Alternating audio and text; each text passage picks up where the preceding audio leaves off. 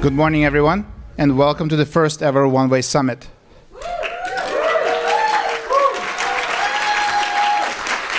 Thanks, everyone, for being here.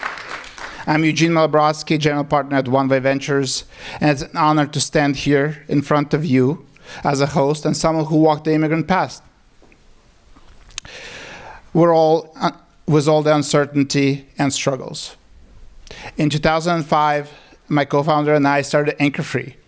We were two immigrant founders building a cybersecurity company out of pure conviction that people everywhere deserved an online freedom and privacy.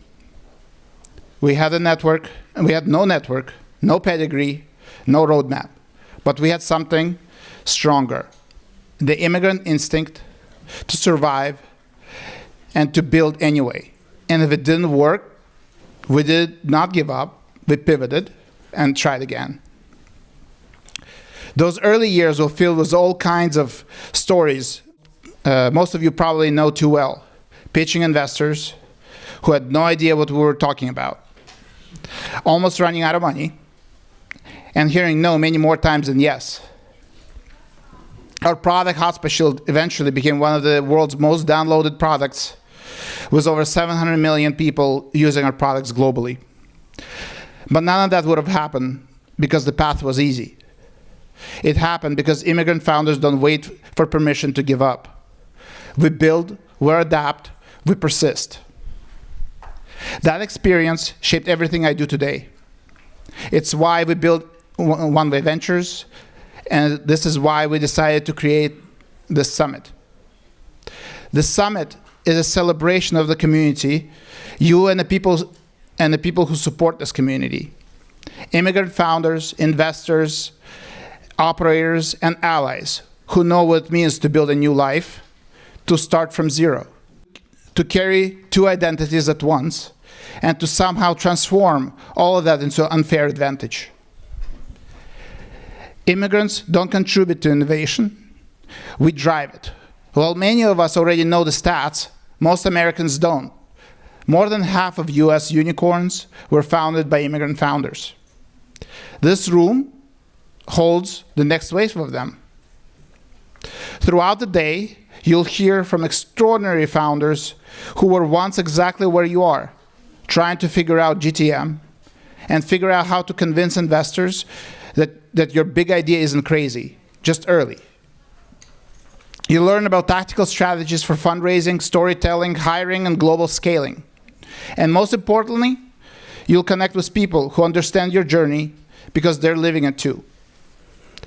My hope is that today you'll be able to form new partnerships, a breakthrough idea, a moment of clarity, or simply a feeling that you're not building it alone. Thank you for being here. Thank you for building. Thank you for shaping the future of innovation. And also, I would like to thank our incredible sponsors, Fresh Fields, KPMG, Minerva University, Influ2, Aspire, Mercury, and Miragos, and others that have made this possible. Can we have a round of applause for them?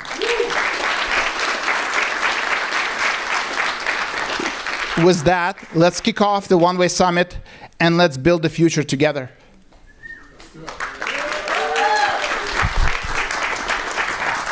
I would like to introduce to you my friend, an incredible human being, Amanda Slavin. Amanda is a Cannes Lions winning educator and ecosystem architect whose 7th-level engagement framework is used by MBA programs globally. Companies she built transformative learning communities and advises startups. And today she's going to host One-Way Summit and guide us through the exciting program. Please give a round of applause for Amanda.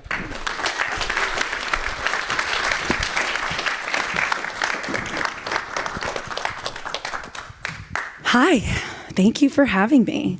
I don't have a clicker, and I need one, so please give it to me. Thank you so much. Founder mindset, adaptability. Okay, so let's start with a story. I was a first grade teacher. I have a master's in curriculum instruction. If I ever talk to any of you like a first grader, I am sorry. I do not mean it. But I will start with story time. So I love to talk to strangers. I'm going to say it's because of my grandma. My grandma Pearl Rose was one of 11. She lived in a 2-bedroom on the Lower East Side, and she was raised by immigrants. And she helped raise me. She worked until she was 84 years old. Actually, during the recession, I told her that it was really hard to find a job. And she said, I know. And I said, what do you mean you know? She said, I can't find a job. I'm like, Grandma, you're 84 years old.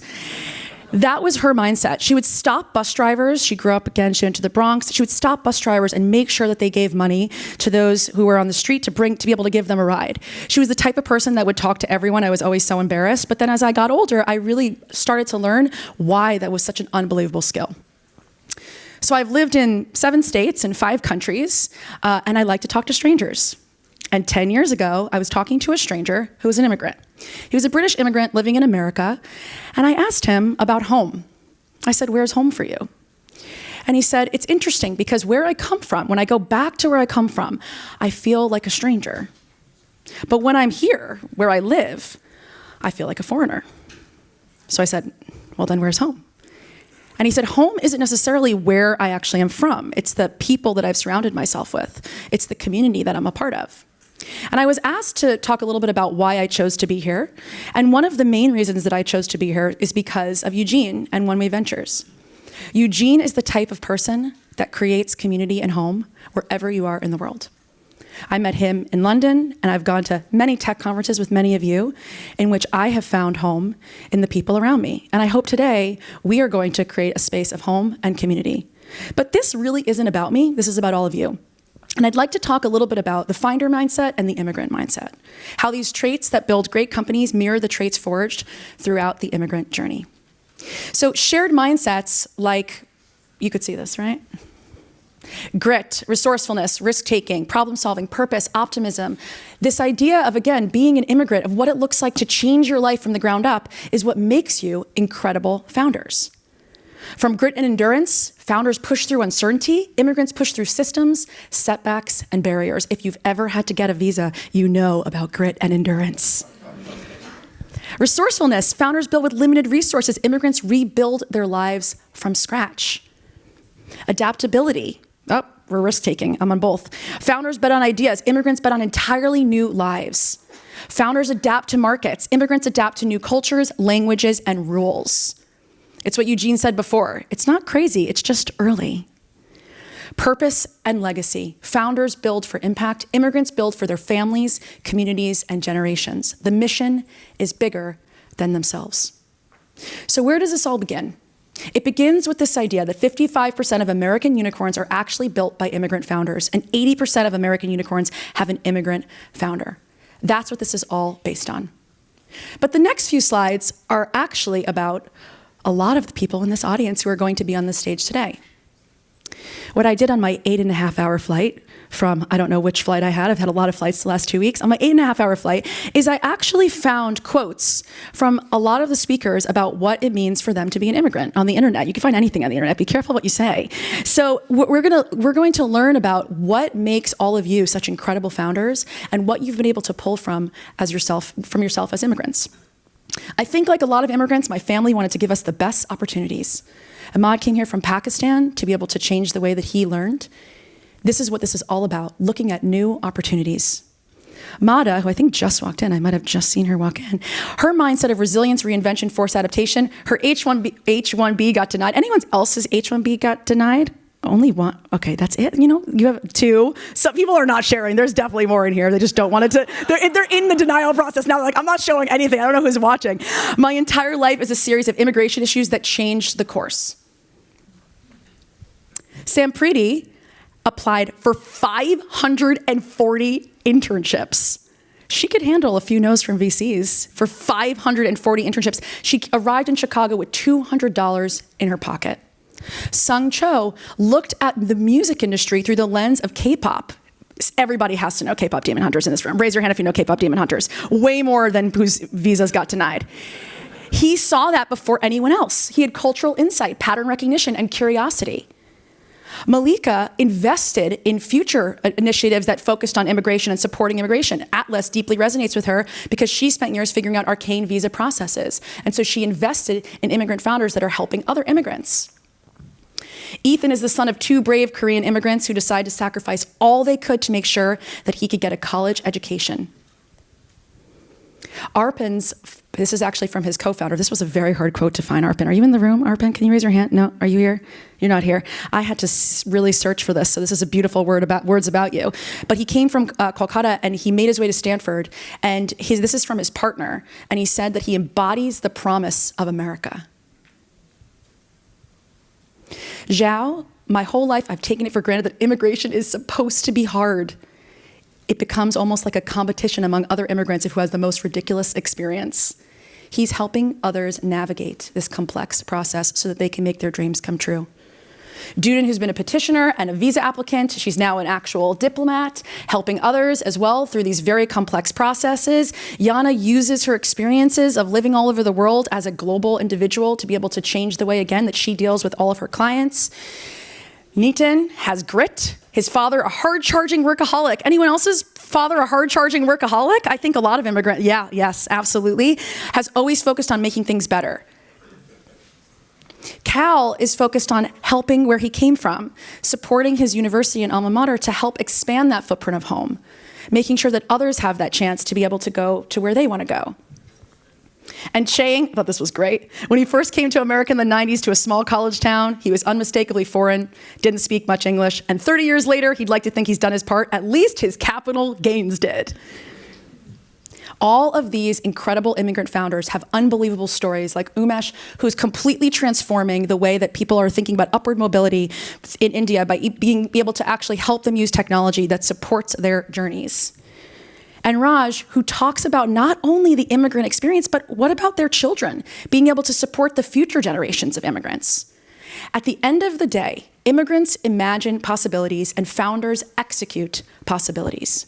When you bring the two together, you get industries created, barriers broken, and entire economies transformed. And that's what we're here to talk about today. This is not just another founder story. This is not just another pivot. This is the way that you live your lives. You're constantly iterating. You're constantly evolving. You're constantly looking at something in front of you, not as a problem, but as an opportunity. My old business partner, he lived in San Francisco. He passed away a few years ago. And during COVID, and his parents were immigrants. During COVID, I called him. I was really freaked out. I had a new baby. I had a company, I had employees, I had to figure out what to do with my life. COVID was kind of changing the trajectory of everything. And I called him and I said, I don't know what I'm going to do. I don't know how I'm going to make ends meet. I don't know how. I had a lot of experiential clients. And he talked to me about MacGyver. Has anyone seen MacGyver, the show MacGyver?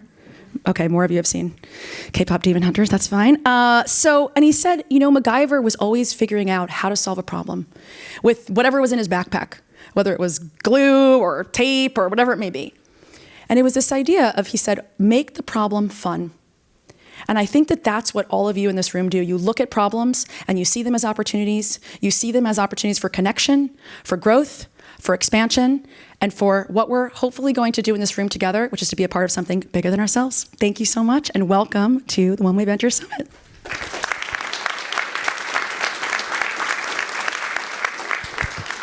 Okay, I'm still on. I'm just now introducing the next topic, so here we go. Self-driving has reached a point where the questions aren't theoretical anymore. They're practical, human, and immediate. We're talking about the systems that will shape the way people move, the safety of our streets, and the trust we place in machines that make real-time decisions. Vladislav Voroninski has been building towards this moment for over a decade, pushing autonomy forward through deep technical rigor and a vision for how AI can meet the realities of the road.